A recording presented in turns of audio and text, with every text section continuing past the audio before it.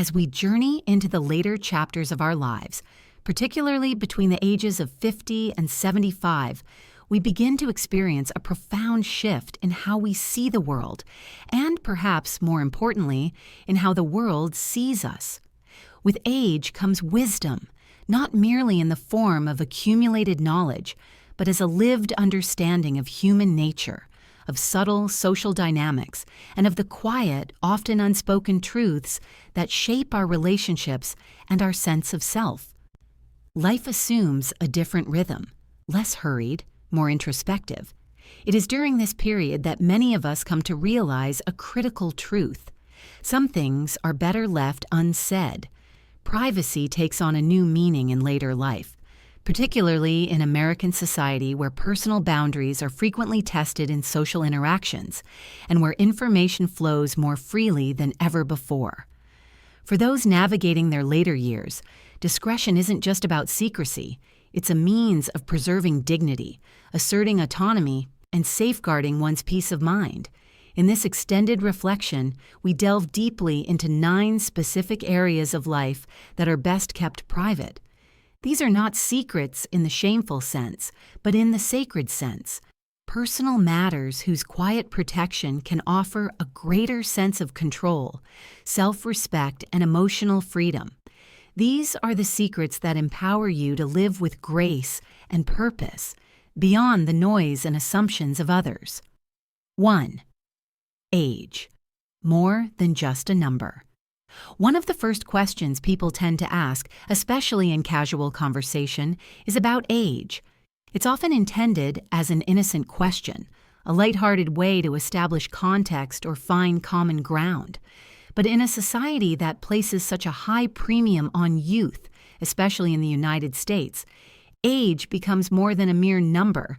It becomes a measure by which others begin to categorize and evaluate you, often without realizing it. Revealing your age can lead to subtle, and sometimes not so subtle, shifts in how people treat you. Friends, colleagues, even strangers might start making assumptions about your health, energy levels, or capabilities.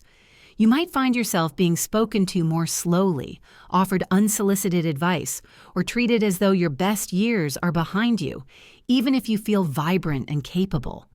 This kind of unintentional ageism, though rarely malicious, can still be profoundly limiting.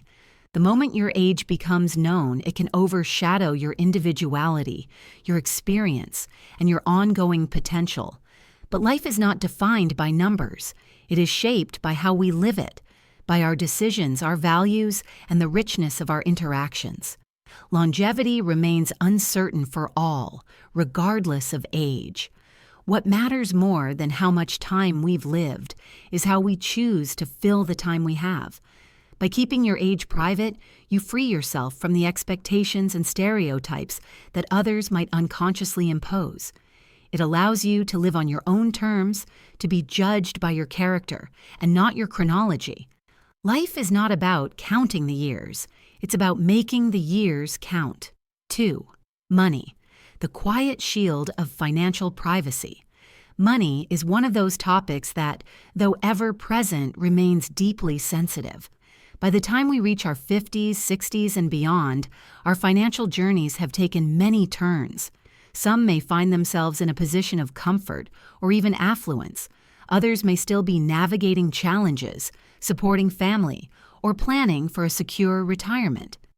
Regardless of where you fall on the spectrum, one principle remains consistent. Your financial situation is your private business. Revealing too much about your finances can trigger a cascade of unintended consequences. If you're perceived as wealthy, people may make unfair assumptions about your generosity, or worse, attempt to exploit your kindness. Friends or family might expect you to pay for dinners, cover expenses, or offer loans, creating subtle pressures that strain relationships. On the other hand, if you're experiencing financial difficulties, the revelation can lead to pity, judgment, or unsolicited advice. In either case, people begin to see you not as a whole person, but through the lens of your monetary status. In a culture where success is so often measured in dollars and possessions, choosing to keep your financial matters private is a radical act of self-respect. It's not about hiding, it's about maintaining your freedom and protecting your dignity.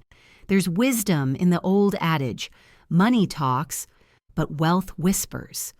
Whether you're thriving or just getting by, letting your financial life remain your own affair allows you to engage with others more authentically, without the filter of economic bias. Your worth lies not in your bank account, but in your values, your kindness, and the life you've led. Publicizing charitable acts, even unintentionally, can shift the focus from the act of kindness to the person performing it. While there's nothing wrong with being acknowledged, true generosity doesn't seek an audience.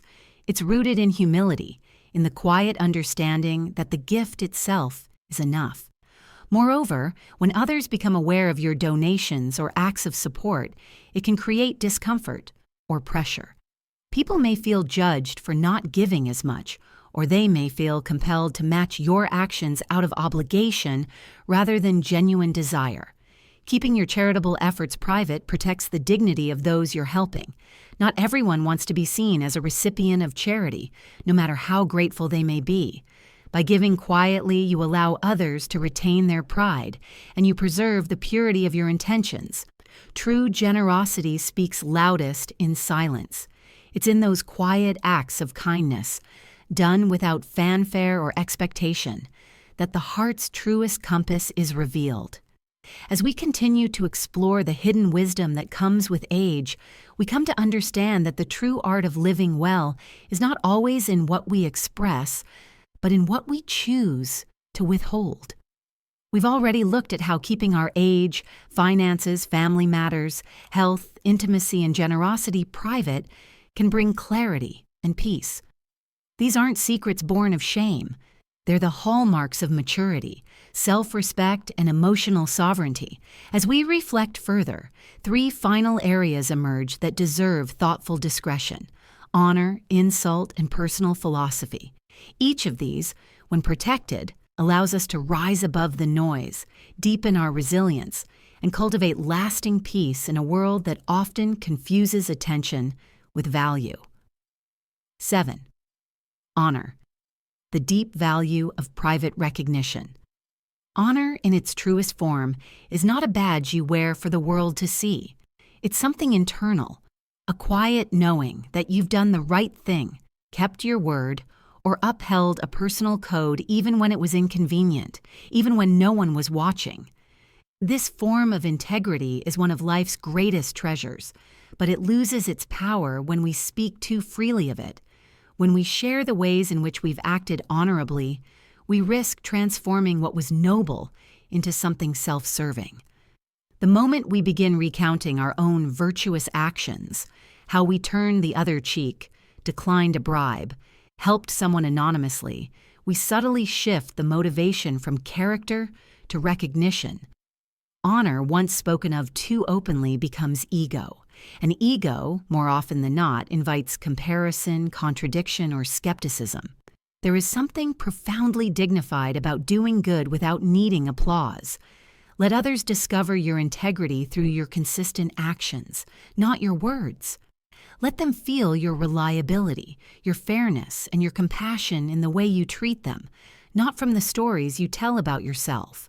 Honor, like shadow and light, reveals itself best when it is simply lived, not advertised. In the silence of self-respect, you find strength that no praise can increase and no criticism can diminish. 8. Insults. The freedom of letting them die in silence. In every life, there will be moments when we are insulted, slighted, or unfairly treated. It may come from a stranger, a friend, or someone we trusted deeply. As we grow older, these moments can accumulate, tempting us to revisit them in conversation. "You won't believe what she said to me," or "He tried to humiliate me in front of everyone." These retellings are understandable. We seek validation, comfort, or just an outlet to process the sting. But more often than not, recounting an insult only gives it new life and gives the insulter power they don't deserve. Sharing an insult revives it. It reopens the wound and recenters the narrative around victimhood. Worse still, it invites others to form judgments or alliances around your pain. While they may offer sympathy or outrage, you remain tethered to the insult itself. You rehearse it, relive it, and keep it alive through your own words. The greater act is to let the insult die in silence. This isn't about suppressing pain or denying injustice. It's about choosing your own freedom over fixation. When you decide not to speak of a wrong done to you, you reclaim your emotional space. 3. Family matters. The sanctuary of the inner circle. Family forms the bedrock of our emotional lives, those complex, cherished, and sometimes fraught relationships that shape us from childhood through old age. Every family has its own story, filled with moments of love, misunderstanding, growth, and occasionally regret. As we grow older, family becomes even more central, often taking on new roles as caregivers, companions, and emotional anchors. Yet despite the importance of these bonds, not all family matters are meant for public consumption. Private family disagreements, old wounds, or ongoing conflicts are best kept within the trusted circle. Sharing these stories with outsiders, even with well-meaning friends, can backfire. It may invite judgment, misinterpretation, or gossip. People outside your family don't carry its full history or nuance, and their reactions may do more harm than good. More importantly, exposing private family issues can damage the very relationships you may still be trying to heal or strengthen. Protecting your family's privacy is an act of love and loyalty. It allows room for growth, reconciliation, and mutual understanding without the added pressure of public scrutiny. It also ensures that your loved ones are not defined by a single conflict or mistake, but by the broader, richer tapestry of who they are. By keeping family matters private, you safeguard not only your own peace of mind, but also the sacred space where family bonds can evolve in trust and compassion. 4. Medications. The power of discretion in health. Health, like age, becomes a dominant focus in later life. By the time we reach our 50s and 60s, it's not uncommon to be managing multiple conditions or undergoing treatments that once seemed unimaginable in our youth. Conversations about health, doctor visits, new prescriptions, lifestyle changes are frequent topics among peers.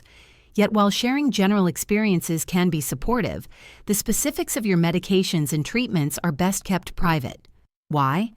Because health disclosures often lead to uninvited advice or judgment. Friends might suggest alternative treatments, question your choices, or share dubious remedies they found online. While these comments are usually rooted in care, they can quickly become overwhelming or even inappropriate. Moreover, once people know what medications you take, they may begin to see you differently, not as the full, multifaceted person you are, but as someone defined by illness or dependency. Keeping your health journey private doesn't mean being dishonest. It means reserving your narrative for those you truly trust. It allows you to retain dignity and control, and to define yourself beyond medical charts and prescriptions. You are not your diagnosis, and you are certainly not your pill bottle. Your vitality, your wisdom, and your capacity for joy deserve to shine brighter than any condition you may be managing. 5. Sexuality, the sacred space of intimacy. There is perhaps no aspect of life more personal than sexuality, and yet it remains one of the most misunderstood areas, particularly as we age. Society often pushes the narrative that intimacy is the domain of the young, leaving older adults feeling invisible or inappropriate for continuing to desire romantic or sexual connection. But the truth is, intimacy does not fade with age. It often becomes more profound, more emotionally rich, and more deeply satisfying. Yet even in an increasingly open culture, discussing the details of one's romantic or sexual life can be perilous. People may misinterpret your openness, judge your choices, or make assumptions rooted in stereotypes. Whether you are in a new relationship, exploring long-term partnership, or simply enjoying a private sense of sensuality, your experiences are valid. and they are yours alone. Preserving the privacy of your intimate life is not about shame. It's about reverence. Intimacy thrives on trust and confidentiality. When details are shared too freely, the sacredness of the bond between partners can be diluted.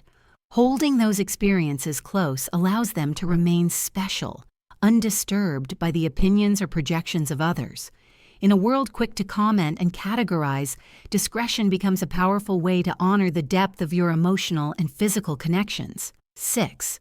Charity, the quiet power of giving. Few things are more fulfilling than giving, whether it's your time, your resources, or your attention to someone in need. As we age, many of us feel a growing desire to give back, to leave a positive imprint on the world or on the lives of those we care about. Yet there's a profound difference between giving for impact and giving for recognition. You send a clear message. That offense does not own you, and the one who tried to belittle you will not shape your story. The insult becomes irrelevant, not because it never happened, but because it holds no power over the life you've chosen to live. This isn't easy. It requires strength, self-awareness, and a commitment to dignity over drama. But as the years go by, the ability to let go, to not give voice to every wound, becomes one of the most liberating forms of maturity. You don't need everyone to know how you were wronged in order to know that you are whole. 9. Your personal philosophy or life mantra, the quiet power of inner belief. Each of us over time crafts a personal philosophy, a guiding belief that helps us make sense of life's chaos, pain, and beauty. It may be a line of scripture, a quote, a deeply personal realization, or simply a rule you've chosen to live by. This mantra becomes your compass. It carries you through uncertainty, reminds you who you are, and shapes how you respond to the world. Because of its power, there's a temptation to share it. We may want to explain our worldview, defend our optimism, or convince others to see life as we do. But sharing your deepest beliefs is often misunderstood, not because they lack truth, but because others aren't ready to hear them. What is sacred to you may seem odd, preachy, or impractical to someone else. And when your core mantra is challenged or mocked, it can leave you feeling exposed or misunderstood. Moreover, expressing your philosophy openly can subtly turn it into performance. When your guiding truth becomes something you feel the need to explain or justify, it loses its purity. There's a quiet strength in letting your actions reflect your beliefs without having to narrate them. The most powerful mantras are those that live in your choices, your silence, and your presence, not on your lips. By keeping your personal philosophy private, you let it grow deeper roots. You protect its meaning from being diluted or distorted by others. And in doing so, you create a sanctuary within, a place where you can return again and again for clarity, regardless of the noise outside. This kind of interior life is one of the greatest gifts of aging, to no longer feel the need to announce who you are, but simply to be who you are. The wisdom of silence. Taken together, these 9 areas, your age, your finances, your family struggles, your medications, your intimacy, your generosity, your integrity, your wounds, and your beliefs, form the quiet scaffolding of your inner world. And while each one is personal, the lesson they offer is universal. Discretion is not the enemy of connection, it is the foundation of authenticity. As we age, we begin to understand that not everything needs to be shared to be real. In fact, some of the truest things in life, love, loyalty, dignity, purpose, are made stronger when they are kept close. Silence becomes more than absence of speech. It becomes a form of presence, a deliberate, peaceful space in which your most precious truths can breathe. The wisdom here is not about isolation, it's about boundaries. It's about recognizing that not every thought needs an audience, not every feeling needs a forum, and not every experience needs validation. In the silence you choose, You find not emptiness, but fullness, clarity, strength, and freedom. So live openly where it matters and privately where it counts. Let your life speak louder than your words. Let your dignity be quiet, your generosity unseen, your growth unannounced. For in doing so, you give yourself the rarest gift of all, a life that is both full and your own.